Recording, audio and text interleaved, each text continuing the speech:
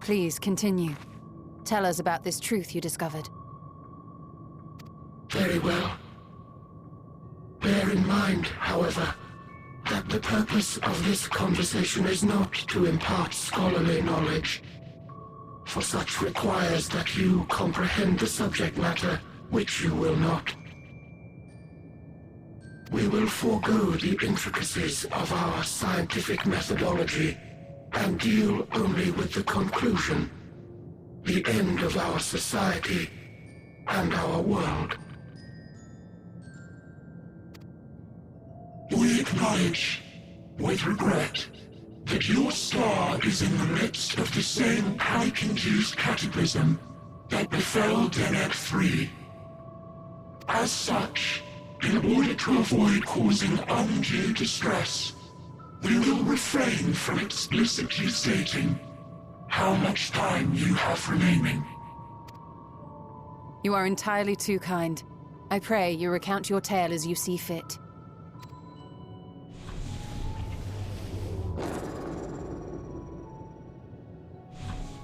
In the beginning, the universe was but a tiny particle. Then suddenly, this particle began to expand. Having remained entirely in the bounds of your star, the phenomenon may be difficult for your kind to grasp. But this expansion has since continued unabated.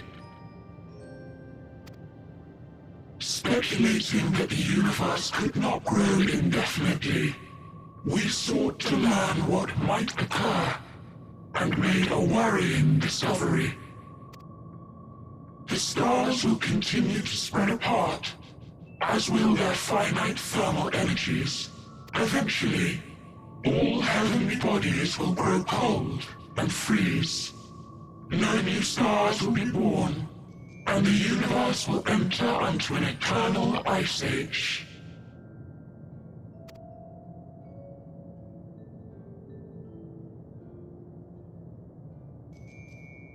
In hopes of proving that this determination was erroneous, we scrutinized our research from all angles, even as we sought to avert the everlasting winter. The endeavor proved fruitless. So infamously so, in fact, that it became synonymous with vain effort.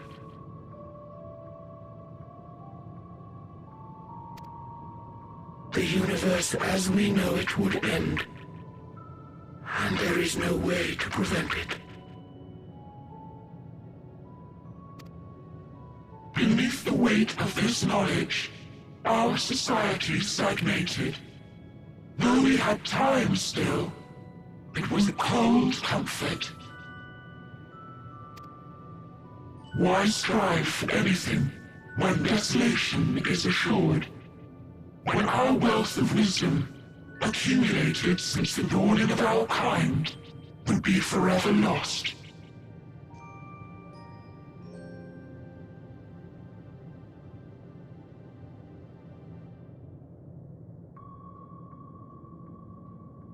No civilization would rise from our ashes. No scholar recover our knowledge. In silence unbroken, naught would stir. Intellect was once our pride. Overnight, it became our shame. Our works, monuments to futility. Immortality, our greatest invention, became a source of suffering. Rather than suffer on, many chose to unmake themselves by means of etheric exsanguinators.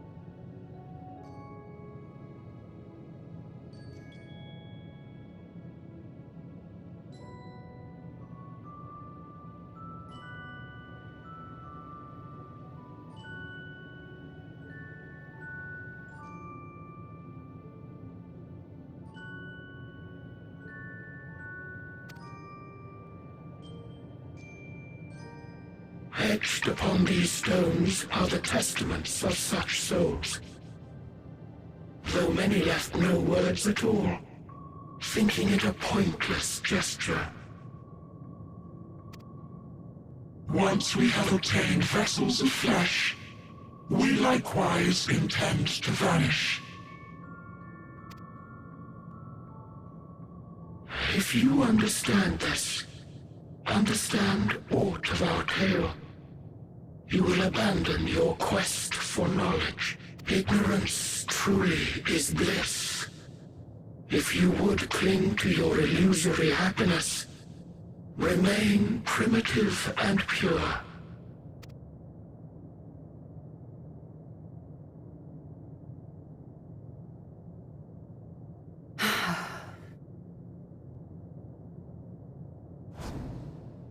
So that's your story.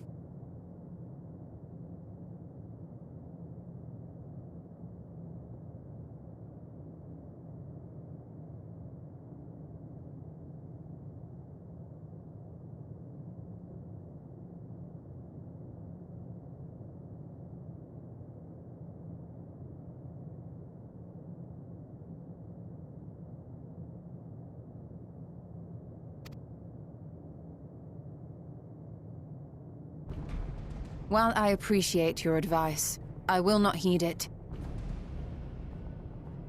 Convinced though you may be of this truth, it is yours and not mine. Indeed, truth, I have ever believed, is in the eye of the beholder. Are you suggesting that we have reached a faulty conclusion? That our science failed us?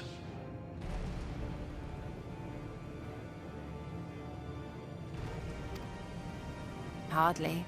As you yourself said, the subject matter is beyond my comprehension.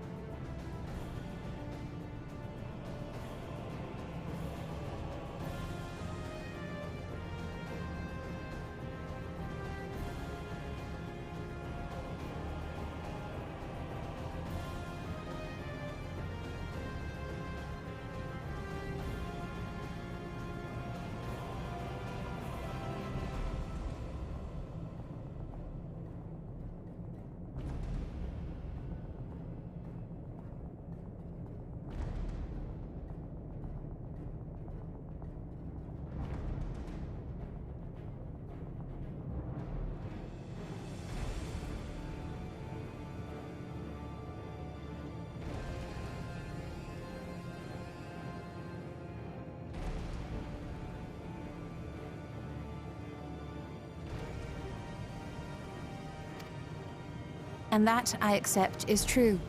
I do not possess the knowledge to prove or disprove your conclusion. In my mortal years, I doubt I could even approach the wisdom of the Air.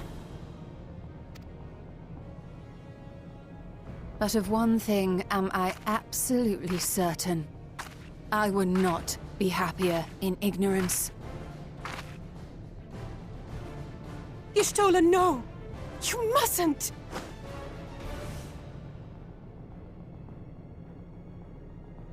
The most important lesson I've learned is that learning isn't simply passing one's eyes over words. Nay, 'tis when understood for oneself that knowledge attains its true value. This is what has sustained me, driven me onward in joy and wonder, in anger and sorrow.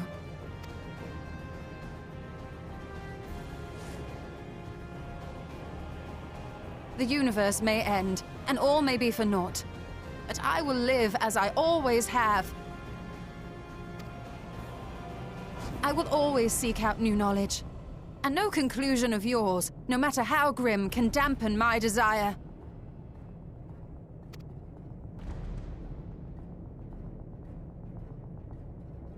I suppose it is only to be expected. Their feeble minds cannot fathom the terrifying gravity of it all. But worry not. We consider it our duty to enlighten you, and we will not stop until you grasp the full extent of our despair.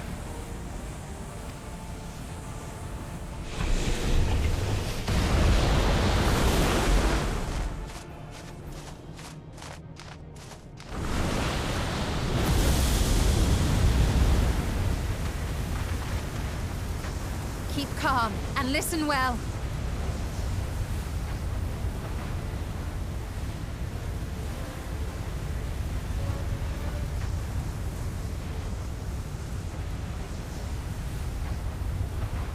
Though my body will soon dissipate, there may be a way to restore it.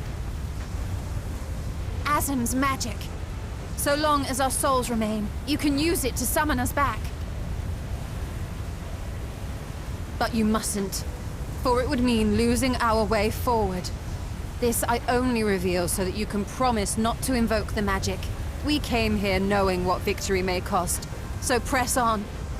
Press on, and do not look back.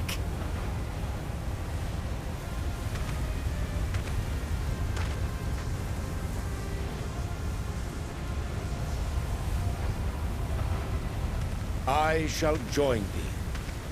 As subterfuge is not required, thou shalt not suffer for mine absence. Urianger. My resolve hath never been as strong as thine. Full oft have I wavered in my decisions, and afterwards been stricken with regret. In spite of this, I may still stand with my comrades, supporting them as they attempt the greatest of feats.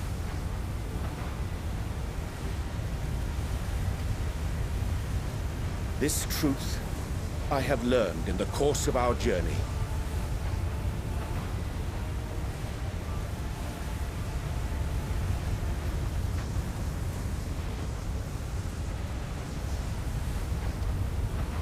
And many though my shortcomings may be, I may also claim to excel in prophecies. My studies, into which have granted me the flexibility of mind needed to bend this malleable reality.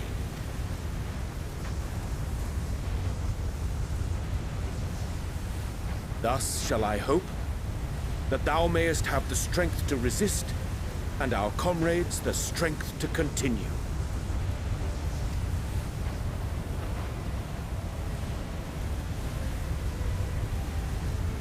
With you to urge us on, how could we possibly fail?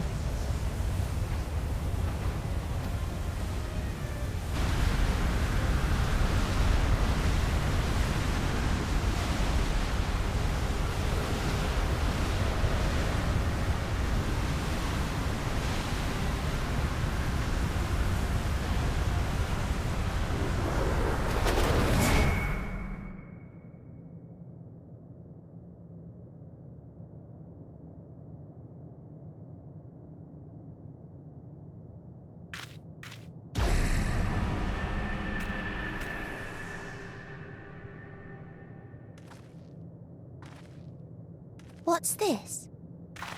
An extinguished civilization. Rekindled.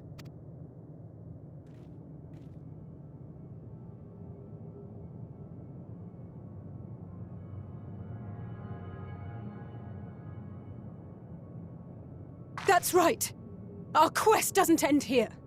We'll press on, and we will find you. There. That's where you'll find me. Is that another star? Of the stars we visited, most were already devoid of life. And where there was life still, the inhabitants wished for death. But even death, we learned, isn't truly the end. It is but a part of the cycle of rebirth.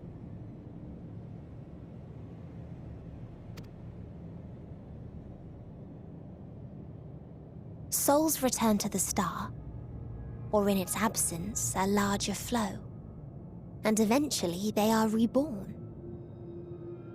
Alive again, to know suffering anew.